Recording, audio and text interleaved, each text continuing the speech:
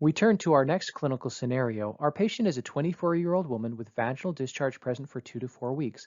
She is sexually active and reports 3 partners within the last year. Her discharge is thick and mucoid, and she also reports pain with sex as well as vaginal bleeding after sex. On our exam, we note normal external genitalia. On speculum exam, her cervix has erythema with purulent discharge coming from the os. In the previous 3 cases, we were predominantly evaluating vaginitis or vaginosis. Our current patient has signs to suggest cervicitis with inflammation of the cervix with a mucopurulent discharge. Our initial workup will still include wet mount with vaginal pH, but now we will focus more on evaluation of gonorrhea and chlamydia, common causes of cervicitis. If the saline wet mount does not show evidence of trichomonas, we may consider PCR for that as well. Again, remember the pregnancy test. Common features of cervicitis include purulent or mucopurulent discharge with frequent intermenstrual or between menses bleeding or postcoital, meaning after sex, bleeding. Patients may have dysuria, which is suggestive of an associated urethritis. Often cervicitis and urethritis are discussed together. Patients may also have dyspareunia or pain with sex and vulvovaginal irritation as well. The most common causes of cervicitis are chlamydia and gonorrhea. However, trichomonas, mycoplasma genitalium, and herpes simplex virus can all lead to cervicitis. These next 3 slides are essentially review slides from MOD. The first organism is Neisseria gonorrhea. Although you know that in practice PCR is utilized for its diagnosis, in women with urogenital symptoms, you should know the typical gram stain and growth characteristics for boards.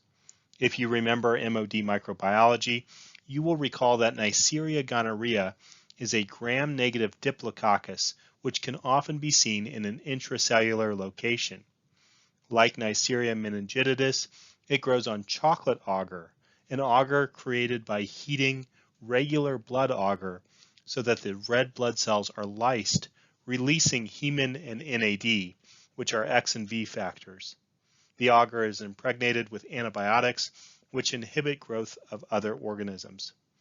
Of its virulence factors, its pili allows it to adhere to cells throughout the gynecologic tract, whereas its other virulence factors allow it to avoid immune detection. Here is a gram stain showing Neisseria gonorrhea within neutrophils. In a brief review of Chlamydia trachomatis, remember that it is a very small obligate intracellular gram-negative bacteria. It is around 300 nanometers, which is about the same size of several viruses. Although it is classified as a gram-negative bacteria, chlamydia is so small that in reality, a standard gram stain will give a negative result without intracellular organisms identified.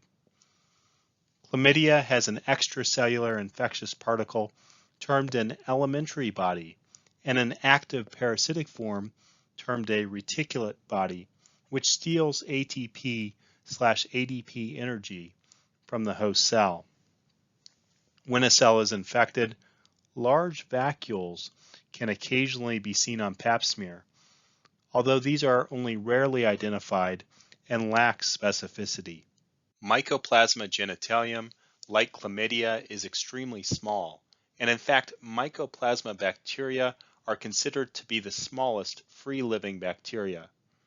In addition to causing cervicitis, Mycoplasma genitalium also causes non-gonococcal urethritis.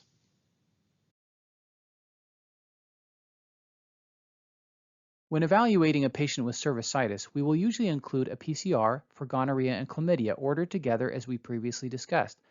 Depending on your lab, there is usually a 2 to 3 day delay for PCR results, which means that our initial treatment is empiric. Our treatment goals should target gonorrhea and chlamydia, the 2 most common causes of cervicitis. The initial treatment regimen is intramuscular ceftriaxone as well as oral azithromycin. This is the most common regimen utilized. In case of allergy to azithromycin, doxycycline can be used. Here's a drug list for cervicitis. Ceftriaxone is a third-generation cephalosporin. Azithromycin is a member of the macrolide family of antibiotics. Doxycycline is a member of the tetracycline family of antibiotics.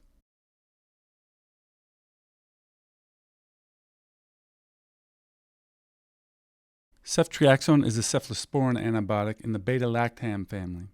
It's a third-generation drug that inhibits bacterial cell wall synthesis. If you click on the link, you will discover the package insert for ceftriaxone. With respect to the spectrum of this antibiotic, the first-generation cephalosporins were most effective against gram-positive organisms.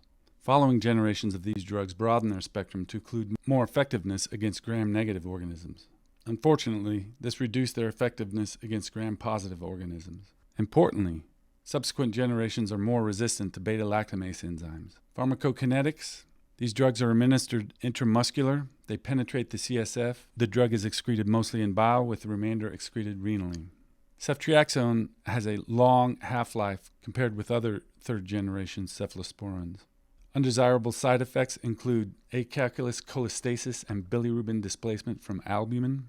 This drug should be used cautiously in neonates and avoid use altogether in jaundiced infants.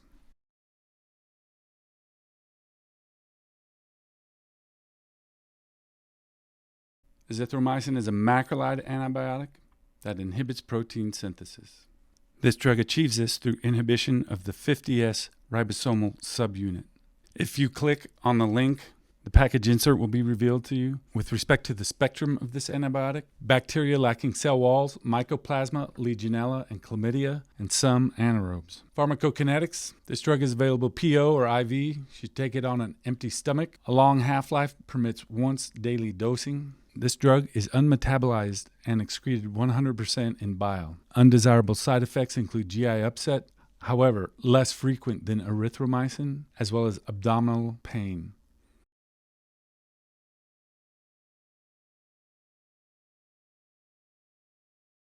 Doxycycline should be avoided during pregnancy. This is a category D drug. Doxycycline is a 30S ribosome inhibitor. It's a member of the tetracycline family. Overall, it inhibits bacterial protein synthesis. Here is a table with some FDA pregnancy categories listed for specific antibiotics to delineate their teratogenicity risk and data availability.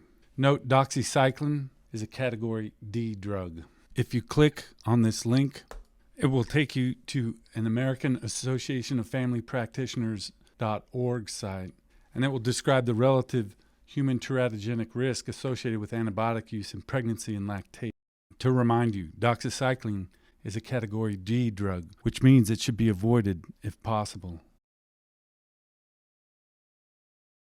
We will adjust our current scenario slightly. Still a 24-year-old woman with vaginal discharge for 2 to 4 weeks, sexually active with multiple partners, with a thick mucus discharge.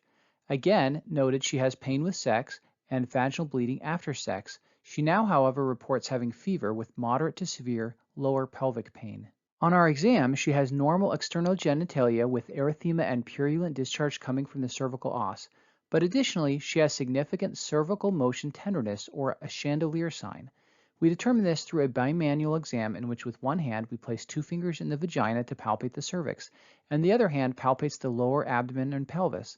Upon palpating the cervix, the patient lifts her buttocks in the air as if she would jump to the chandelier, indicating significant cervical motion tenderness. With these new findings, we are now concerned about pelvic inflammatory disease, or PID, with key features being fever, lower abdominal or pelvic pain, and significant cervical motion tenderness on exam. We would follow the same workup as with cervicitis. However, we may consider ordering a pelvic ultrasound to better evaluate the uterus, ovaries, and the fallopian tubes. The majority of cases of PID are caused by sexually transmitted pathogens, such as Neisseria gonorrhea and Chlamydia trachomatis. However, multiple other bacteria can be causative as noted below. Pelvic inflammatory disease starts in the vulva or vagina and typically spreads up to involve the upper gynecologic tract. Acute infection of the cervix or endocervix can lead to an acute infection of the uterus, i.e. endometritis, as well as infection of the fallopian tubes with abundant neutrophilic inflammation, termed acute suppurative salpingitis. This in turn can lead to acute inflammation of both the tubes and ovaries. When collections of neutrophils or pus collect within the fallopian tube, one develops an acute pyrosalpinx, and ultimately, when such inflammation involves both the tubes and the ovaries, the term tubo-ovarian abscess is utilized. Tubo-ovarian abscess is a late stage of pelvic inflammatory disease and often presents as a multiloculated cystic mass consisting of many small abscess cavities. Clinically, tubo-ovarian abscess presents not only with an adnexal mass, but also fever, an increased white blood cell count, and abdominal pelvic pain. At first, as illustrated here to the left and seen within this gross specimen, both the fallopian tube and ovary are dilated and filled with abundant acute inflammation. Later, such inflammation can give rise to a multiloculated complex mass with many overlying adhesions. If the infection spreads beyond the ovary to involve the peritoneum, inflammation around the liver capsule and diaphragm can occur.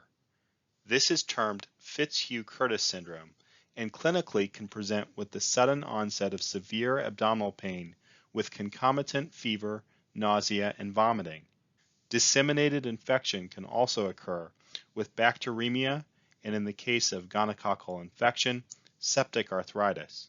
Marked inflammation of the fallopian tube, ovary, or surrounding tissues can lead to adhesions and scarring, leading to infertility and ectopic pregnancy, as the egg can get trapped in a blind pouch within the fallopian tube or another scarred and adhesed site. Lastly, it should be mentioned that both gonorrhea and chlamydia can cause neonatal conjunctivitis through vertical transmission from the mother to the baby, with risk of neonatal blindness. The presentation of both organisms is the same, with swelling of the eye surface membranes, erythema, and discharge.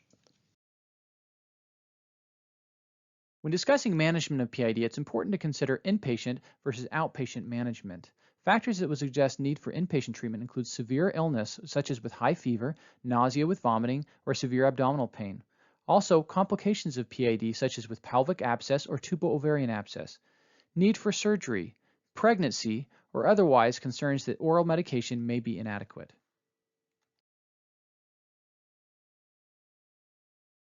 With respect to pelvic inflammatory disease, or PID, in an outpatient setting, clinicians can prescribe ceftriaxone and doxycycline. If the case is complicated, consider adding metronidazole, and the case is complicated in the case of tubo-ovarian abscess or recent gynecologic instrumentation. In an inpatient setting, physicians can prescribe doxycycline plus either cefoxitin or cefotetan. During pregnancy, clinicians can prescribe clindamycin and gentamicin. Moving forward, I'm going to cover cefoxitin and cefotetan as well as gentamicin, since I've already covered clindamycin previously.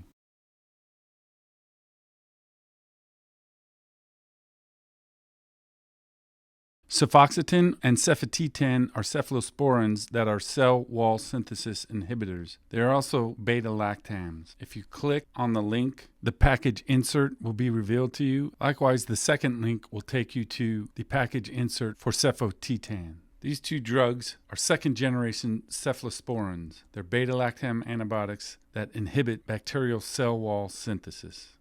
The complete family of cephalosporins is rather numerous. Amongst 20 different cephalosporins total, cefoxitin and cefotetan have two main advantages over penicillins. First, they're more resistant to beta-lactamases. Likewise, they're more sensitive to cephalosporinases. The second generation introduced a new R group, which adds chemical versatility for future development of new cephalosporins. Let's talk about cefoxitin and cefotetan. They are second-generation cephalosporins, which have a broad spectrum coverage, whereas first-generation cephalosporins targeted mostly gram-positives. Later generations successively targeted more gram-negatives.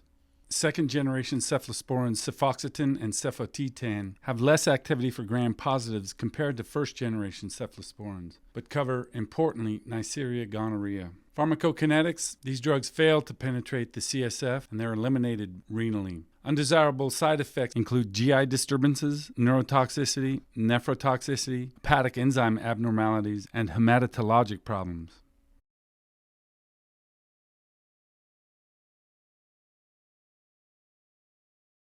Gentamicin is a protein synthesis inhibitor. It's an aminoglycoside antibiotic that inhibits protein synthesis through inhibition of the 30S ribosomal subunit. In a previous slide, you may have noticed gentamicin listed as a Category C drug. It's important you realize that the Category C has been changed to Category D in recent years. So you'll see both Category C and Category D classifications for gentamicin in the literature. Please remember what a pregnancy Category D drug is. A Category D drug has positive evidence of human fetal risk, but its benefits may outweigh the risks. In particular, in life-threatening situations or where there's a serious disease for which safer drugs cannot be used or are ineffective. And if you click on this link, package insert will be revealed to you. With respect to its spectrum, gentamicin covers gram-positive bacteria of the Staphylococcus species, gram-negative bacteria of those species listed here. Anaerobic bacteria are resistant because transport of gentamicin into bacteria is oxygen-dependent. From a pharmacokinetic standpoint, there's a slow IV or intramuscular injection delivery modality for gentamicin. It's not distributed to the CNS or eyes. It's excreted unchanged in kidney. Hence, you need to reduce the dose of patients with renal impairment. Numerous undesirable side effects to include nephrotoxicity, ototoxicity, as well as complete neuromuscular blockade. This complete Curer-like effect or neuromuscular blockade is rare. Let's see the black box warning. If you click on this link, the black box warning will be revealed to you. The risk of this type of toxicity, be it nephrotoxic or neurotoxic, is greater in patients with impaired renal function, and the risk of toxicity is greater with higher doses of prolonged gentamicin therapy. Moreover, the risk of ototoxicity is greater with pre-existing renal damage. Aminoglycoside-induced ototoxicity is usually irreversible. There's a practice formative quiz in Canvas attached to this video that is linked to this learning module. These 5 quiz questions are board style and high yield. You may take this quiz as many times as you wish. The questions in this quiz directly foreshadow the questions on the test for this course.